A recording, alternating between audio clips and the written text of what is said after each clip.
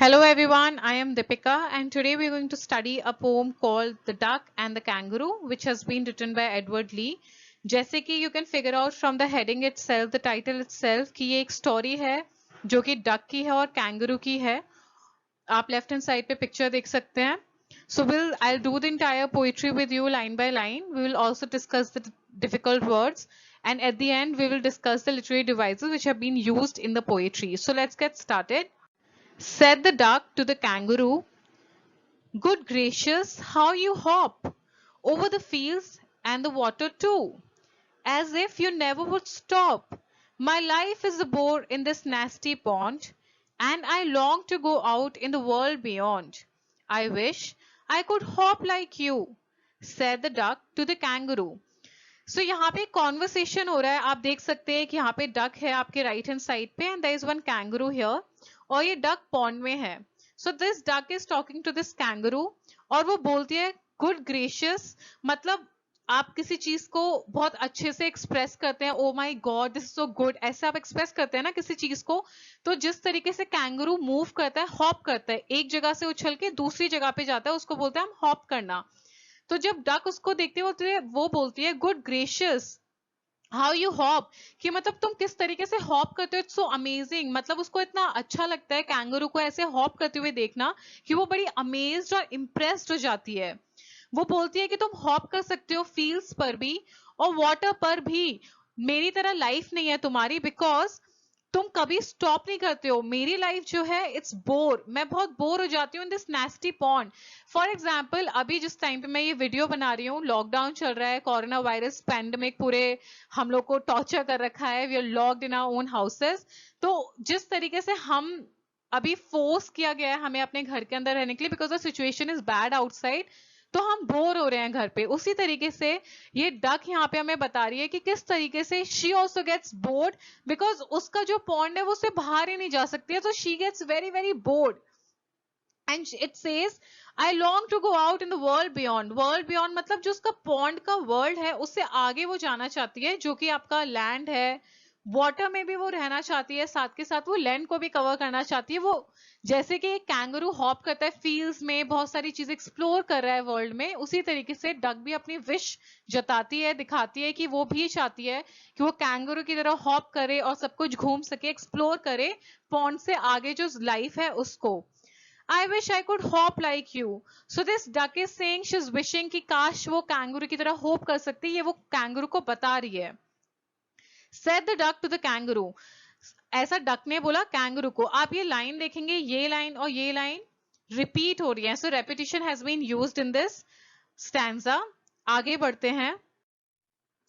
Please give me a ride on your back, said the duck to the kangaroo. So now this duck is requesting the kangaroo कि तुम मुझे अपनी back पे बिठाकर एक ride दो, मुझे घुमाओ ताकि मैं भी एक्सप्लोर कर सकूं और भी जगहें beyond the pond. I would sit quite still and say nothing but quack. आपने कभी डक की आवाज सुनी है? वो किस तरीके से आवाज निकालती है, क्वैक क्वैक, जो उसकी आवाज होती है उसको क्वैक क्वैक बोलते हैं. और वो बोल रही है कि I would sit still quite still, कि मैं एकदम आराम से शांति से एकदम ठहर के थैम के बैठूंगी एंड मैं कुछ भी नहीं कहूंगी, बस मैं क्वैक क्वैक करूंगी. तो प्लीज मुझे एक राइड दो अपनी बैक पे. The whole of the long day through, पूरे के पूरे दिन तुम मुझे घुमाओ और मैं कुछ भी नहीं करूंगी, मैं शांति से बैठी रहूंगी तुम्हारी बैक पे. We would go to the Dee and the Jelly Bo Lee over the land and over the sea. सबसे पहले ये जो the Dee and Jelly Bo Lee, ये दोनों की दोनों रियल प्लेसेस नहीं है, ये इमेजिनरी प्लेसेस हैं. मतलब बस ऐसे क्रिएट कर दी गई हैं पोएट ने यहाँ पे. तो वहां पे डक बोल रही है कैंगरू को कि हम डी जाएंगे, जेलीबू ली जाएंगे, हम पूरी लैंड को कवर करेंगे और हम पूरे सी को घूमेंगे. Please take me a ride. So now the duck is requesting the kangaroo कि प्लीज मुझे एक राइड दे दो. Oh please do it, said the duck to the kangaroo. So duck ऐसा बोल रही है कैंगरू को कि वो अपनी बैक पे उसे राइड दे. वो कुछ भी नहीं बोलेगी, वो स्टिल बैठी रहेगी और वो बस क्वैक करेगी और वो जाएंगे, एक्सप्लोर करेंगे डी को, जेलीबू ली को, सारी लैंड को और सारे सी को. Said the kangaroo to the duck, this requires some little reflection. So now kangaroo has started speaking to duck. Now is the chance कि kangaroo ने जो request थी duck की सुनने के बाद बोलना शुरू किया है। तो कैंगरू ने बोला डक को, this requires some little reflection. Reflection मतलब मुझे कुछ सोचना पड़ेगा इससे पहले कि मैं तुम्हें अपनी बैक पे राइड दे सकूं। कुछ बातें हैं जिनका हमें ध्यान रखना पड़ेगा, उनके बारे में सोचना पड़ेगा, जैसे कि perhaps on the whole it might bring me luck and there seems but one objection. Perhaps का मतलब होता है maybe. So now kangaroo is saying कि हो सकता है maybe ये जो तुम्हारी रिक्वेस्ट है मेरी बैक पे राइड करने की, पूरे लैंड को एक्सप्लोर करने की और पूरे सी को एक्सप्लोर करने की थ्रू आउट द डे, शायद मेरे लिए कोई लक लेके आए, शायद मेरे लिए कोई अच्छी चीज हो जाए अगर मैं ऐसा करूं तो। बट ऐसा करने से पहले I think this seems but one objection. Objection मतलब एक छोटी सी प्रॉब्लम है। इफ बट हम बोलते हैं ना कि एवरीथिंग इज फाइन बट, तो वैसे यहाँ पे ऑब्जेक्शन है, एक चीज की प्रॉब्लम है, जो कि which is if you will let me speak so bold, अगर तुम मुझे बोलने दोगी एकदम ओपनली और फ्रैंकली, तो मैं बोलता हूं your feet are unpleasantly wet and cold. जो डक के फीट है वो वेट और कोल्ड है, बिकॉज डक पॉन्ड के अंदर थी और उसकी वजह से उसके फीट जो थे वो पूरे के पूरे भीग गए थे, वेट थे और कोल्ड थे, मतलब ठंडे थे। And would probably give me the rheumatis, said the kangaroo. Rheumatis basically एक तरीके का डिजीज होता है, यहाँ पे मैंने उसकी स्पेलिंग लिखी है, आप नोट कर सकते हैं, जिसकी वजह से आपके जो जॉइंट्स होते हैं बोन्स के, उनमें पेन होना शुरू हो जाता है। तो डक को कैंगरू बोल रहा है कि अगर तो वेट और कोल्ड फीट से मेरी कमर पे बैठोगी तो मेरे जॉइंट्स में पेन होना शुरू हो जाएगा, मुझे रूमेटिक जो एक बीमारी है वो शुरू हो जाएगी। Said the duck, as I sat on the rocks, I have thought over that completely. तो अब डक बोलती है कि जो तुमने मुझे बात बोली है उसके बारे में मैंने अच्छे से सोचा जब मैं रॉक पे बैठी थी तब। And I bought 4 pairs of worsted socks which fit my web feet neatly. देखिए ये यहाँ पे you can see on your right hand side corner में, यहाँ पे डक के फीट ऐसे होते हैं। तो हमें डक ने बोला है, बताया है कि उसने 4 पेयर्स लिए हैं और वर्स्टेड सॉक्स, जो उसके वेब फीट जो हैं, जो सॉक्स उसने लिए हैं वो जो उसके वेब तरीके के जो फीट हैं, इनमें परफेक्टली नीटली मतलब परफेक्टली फिट हो जाएंगे, एकदम कंप्लीटली अच्छे से फिट हो जाएंगे। जो प्रॉब्लम है कैंगरू की वेट और कोल्ड फीट से डक के, वो दूर हो जाएगी प्रॉब्लम, क्योंकि डक ने pair of 4 pairs of वॉस्टेड socks लिए हैं जो कि इस प्रॉब्लम को नहीं आने देंगे और उसके फीट में कंप्लीटली अच्छे से फिट हो जाएंगे वो socks. And to keep out the cold I have bought a cloak. Cloak एक ऐसी ड्रेस होती है जो आप ऊपर से पहनते हैं ताकि आपको ठंड ना लगे, आपको कवर करने के लिए। तो डक बोल रही है कि मैंने सॉक्स भी ले लिए हैं 4 पेयर्स ऑफ इट, और मैंने क्लॉक भी ले लिया, एक कपड़ा जो मैं अपने आप को चारों तरफ से ढकने के लिए ऊपर से ओढ़ूंगी। And every day cigar I smoke, और मैं एक सिगार हर दिन स्मोक करूंगी जिसकी वजह से मेरी बॉडी गर्म हो जाए और जब मैं तुम्हारे ऊपर बैठूं तो तुम्हें ठंड ना लगे। All to follow my own dear true love of a kangaroo. And now Duck is saying ये सब कुछ ये follow करेगी for my own dear true love for kangaroo.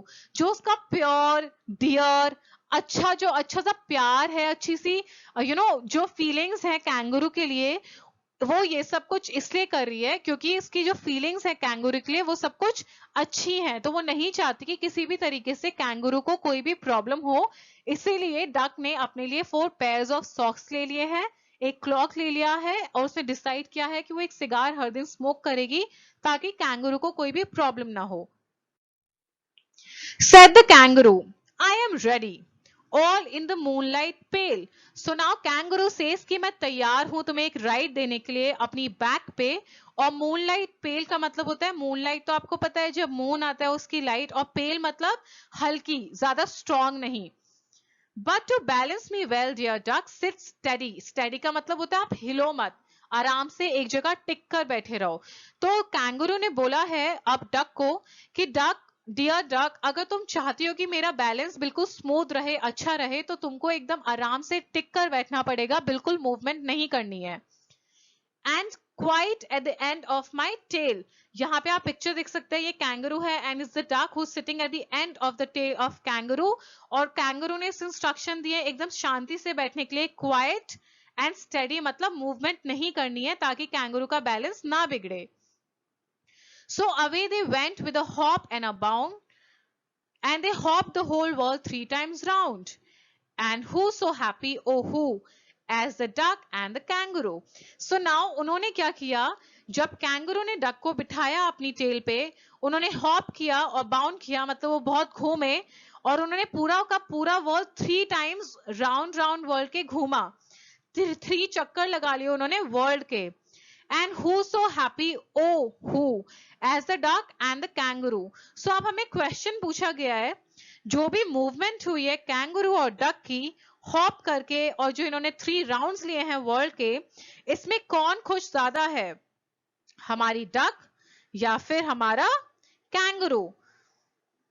अब हम डिस्कस करेंगे कुछ rhyming schemes and of course the literary devices which have been used in the poetry. सबसे पहले अगर हम देखें यहाँ राइम स्कीम जो यूज की गई है वो है A B C C A. For example, kangaroo 2 rhyming A. Hop stop, so B. Pawn beyond C. You kangaroo, so this is also your A. Also यहाँ पे जैसे मैंने आपको बताया repetition also has been used, जैसे कि said the duck to the kangaroo, और last में भी ये लाइन है said the duck to the kangaroo. हम repetition कब भी यूज करते हैं, जब हम कहीं पे भी ज्यादा emphasis डालना चाहते हैं किसी पॉइंट पे या किसी लाइन पे, जैसे कि यहाँ पे डक जो रिक्वेस्ट करिए कैंगरू से, उस चीज पे, उस आइडिया पे फोकस डाला गया है. सो यहाँ पे लाइंस को रिपीट किया गया है. आगे है, इसको जो आपकी एक तरीके की रिदम जो होती है आपकी पोएट्री में, उसको हम रिफ्रेन भी बोलते हैं. इन लाइंस में जिस तरीके से set the duck to the kangaroo और ये जो लास्ट में रिपीट हुई है लाइन, इनको पोएट्री में स्पेशली हम रिफ्रेन की तरह यूज करते हैं. Next is please give me a right on your back. यहां पे हम देखेंगे तो बैक और क्वैक ये राइम हो रहा है. कैंगरू थ्रू ली सी, so this is your A B C and again O do kangaroo. तो ये हमारा kangaroo यहाँ पे B था, so this is B and this is B as well. Let's check out the rhyme scheme here also. Duck luck, so A. Reflection objection B. Bold coal C. Roo kangaroo, this becomes your D. Next is now. यहां पे rhyme scheme पहले हम देख लेते हैं. Rocks socks, so A. Completely neatly B. Clock smoke C. True kangaroo D. Also यहां पे एंजेबमेंट भी यूज हुआ है. ये एक ऐसी लिटरेरी डिवाइस या फिगर ऑफ स्पीच होती है जहां पे कोई लाइन जो कंटिन्यू होती है, इसके लास्ट में देखिए यहाँ पे कोई भी पंक्चुएशन मार्क नहीं है, ना कोई कॉमा है, फुल स्टॉप है. इसका मतलब ये लाइन कहाँ कंटिन्यू हो रही है, नेक्स्ट लाइन में, और फिर यहाँ पे जाके ये एंड हो रही है. So this is called your enjambment. Also anaphora, जब भी कंसेक्यूटिव लाइन्स में कोई भी वर्ड रिपीट हो रहा होता है तो उसको हम बोलते हैं एनाफोरा. आप यहाँ देख सकते हैं. सो एनजेबमेंट एंड एनाफोरा यहाँ पे यूज हुआ है. नेक्स्ट यहाँ पे राइम स्कीम अगर हम देखें तो ready steady, so this is your A. Pale tail B. Bound round, so this becomes your C. Who kangaroo, so this becomes your D. So this was all about it. ये rhyme scheme है. I hope आपको पूरी video अच्छी लगी हो और अच्छे से समझ आई हो. If you did like the video, kindly like it, share it with your friends. Subscribe to my channel. Do not forget to hit the bell icon. I'll see you soon with my next video. Thank you for watching. Much love.